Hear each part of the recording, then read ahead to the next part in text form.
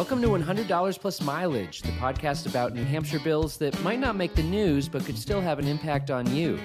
This season, we've talked about cat declawing, raw milk ice cream, and even the unlikely proposal to secede from the United States. We give you the unbiased facts, pros and cons for these proposed laws, and tell you how to get involved with the legislative process. I'm Mike Dunbar, content editor for Citizens Count. And I'm Anna Brown, director of research and analysis for Citizens Count. Today's topic is most relevant to parents of teenagers, but it indirectly affects anyone who travels on New Hampshire's roads. We're talking about driver's education requirements. Right. So during the COVID-19 state of emergency, Governor Sununu let parts of driver's education take place online or with a parent instead of a formal instructor. But now that state of emergency is over and teens are back to driver's ed classrooms. Some legislators want to change that, though. Yep, HB 1208. That's the bill we're talking about today. It would let parents provide all of driver education for a teen instead of enrolling them in approved course. Right. So before we go further, we should probably lay out what the current state of the law is. So right now, a person over the age of 16 but under the age of 18 has to complete formal driver's education. So that includes at least 30 hours of classroom instruction, 10 hours of behind-the-wheel driver training, and 6 hours of driver's observation. So 15 hours of that classroom instruction can take place online. A teenage driver, must also complete 40 hours of supervised driving with a parent, guardian, or other responsible adult over the age of 25.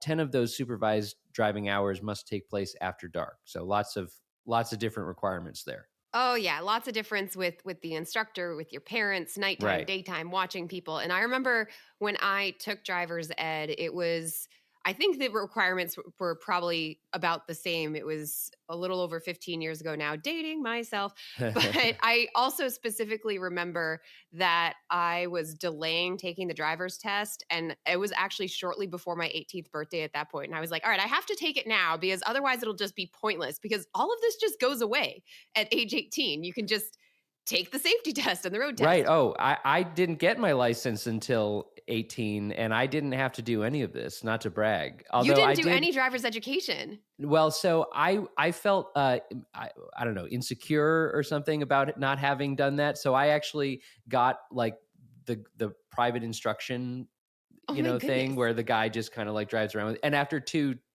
sessions, he was like, "You're fine. You can just..."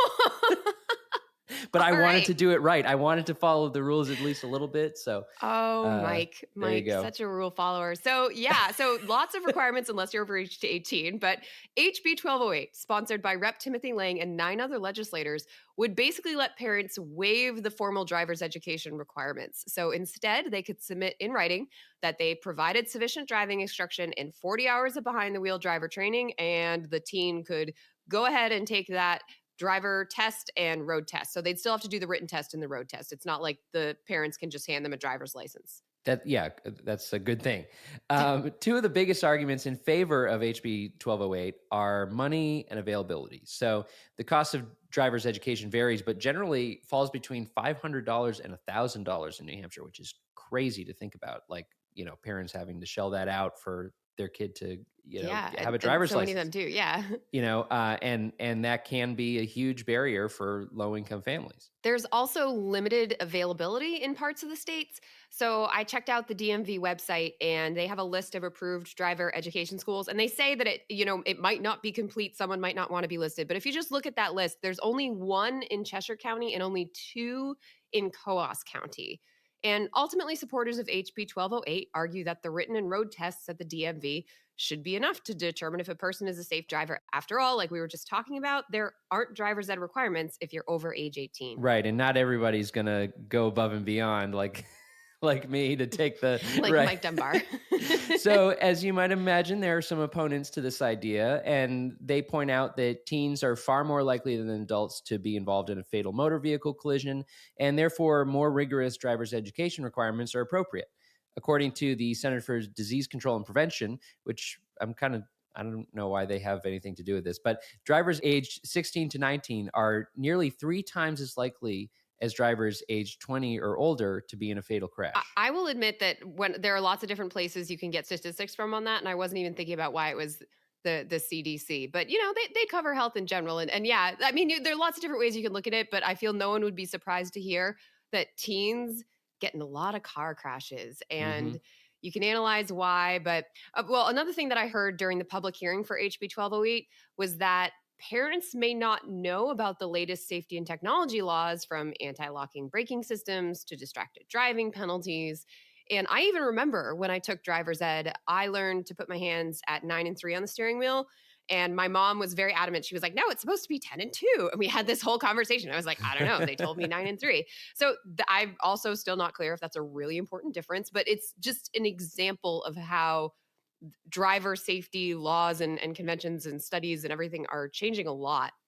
Also, even now that I'm married, my husband loves to tell me when he and I have different driving knowledge. For example, we have this ongoing disagreement about if you're at a stop sign and you're turning left, if you always yield to anyone else or if it's just whoever comes first to the stop sign. And I won't reveal who's on which side of the argument because, it's just one of those things that we're just gonna discuss it every time we stop at a stop sign.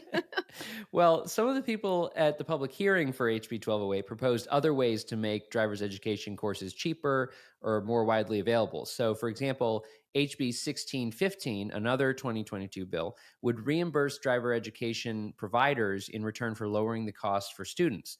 The state could also allow all of the classroom portion of the driver's education to take place online rather than just half of it. Parents also get a discount on their car insurance if a teen takes driver's ed. Bit of a sidebar here. I was curious if other states provide driver education for free to all students through public schools, because that's the other thing, right? I feel like there used to be this thing where driver's ed was part of high school. And so I looked into it. There's a lot of variation from state to state, but generally speaking, that only happens in some cities and towns these days. So back before 2000, there were a fair amount of states that were providing driver education at no cost to students through public schools, but it fell out of favor in the 21st century with most states moving towards private driver education courses. Right. And speaking of other states, there's a huge variation in driver's ed requirements from state to state. So, like in Missouri, for example, you don't have to take any driver's education courses. In Nevada, they have regular classroom and driving time requirements, but they also have an exception for anyone who lives more than 30 miles from a classroom without internet access. In that case, you can complete 100 hours of driving instead of a formal driver's education course. So, at the height of the COVID-19 emergency in 2020, Georgia actually waived all driver's education and driver's test requirements and let parents basically decide if their teen should get a license. That one is a little wild to me, but Yeah, that's more than we're talking about here. uh-huh. But let's keep road tests, Right, please. yeah. Massachusetts, Maine, and Vermont all have driver's education requirements similar to New Hampshire. Okay, so let's say I'm a teen who doesn't have the money for driver's ed, or I'm an adult who doesn't have in the faith of ability of some parents to teach driving, or I have some other opinion on this bill. Mike, what should I do? Okay, so the House Transportation Committee recently voted 14 to 5 in favor of killing HB 1208.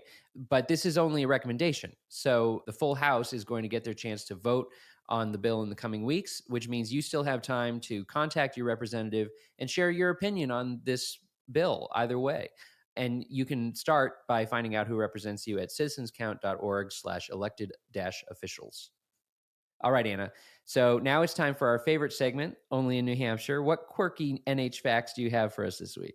Okay, we're talking about driving laws. So I wanted to take a trip down memory lane. It's one of those bills that came up years ago that, for whatever reason, I just still think about from time to time, and it has to do with driving. So, HB 241 in 2015 was a bill that was proposed, and it would have prohibited a driver from holding an animal in his or her lap while driving. It would have been $100 fine, similar to a speeding ticket. And when it first came out, it was one of those ones where I just read the title and I was like, had these wonderful images like, first of all, is this also applying to like chickens and cats, or is it really just directed at dogs? Does someone have some crazy story about when their neighbor was letting their dog drive around the neighborhood, as a like you can just imagine. It's New Hampshire. It's wonderful. I definitely pictured like Paris Hilton and her little toy dog in her lap. The hearing got a little dark though, because it also turns out that airbags can totally kill pets, which is Makes sense. super sad to think about. So this debate was happening around the same time that the legislature was first debating whether cell phone use should be illegal while driving, which it's only like 6, 7 years ago. But at the time that was Like now it's very much, it seems you see ads all the time and it seems very accepted. Like you don't use your cell phone while driving, don't talk, don't text in particular. But it was very controversial if New Hampshire needed to step in or if that was nanny state legislation. So the dogs on laps issue ended up kind of being another side exploration down this distracted driving debate. And even though the Department of Safety testified in favor, the legislature ultimately tabled the bill. So technically speaking, it's totally legal to drive with a dog in your lap, but there's laws against distracted driving in general. So if your dog is literally driving the car while you're on the cell phone, you definitely will get in trouble. Right. Or maybe if your dog is so adorable that you can't help but be distracted by it as it sits in your lap, then maybe So we're true. running afoul of the law. Yeah. Okay. That makes sense. Okay. I mean, if my cat could come with me in the car, we've Oh, seen what you'd be happens on completely Zoom. distracted. Yeah. It would be very, very, very dangerous. But Unsafe I also can't situation. talk and merge at the same time. I'm a terrible multitasker.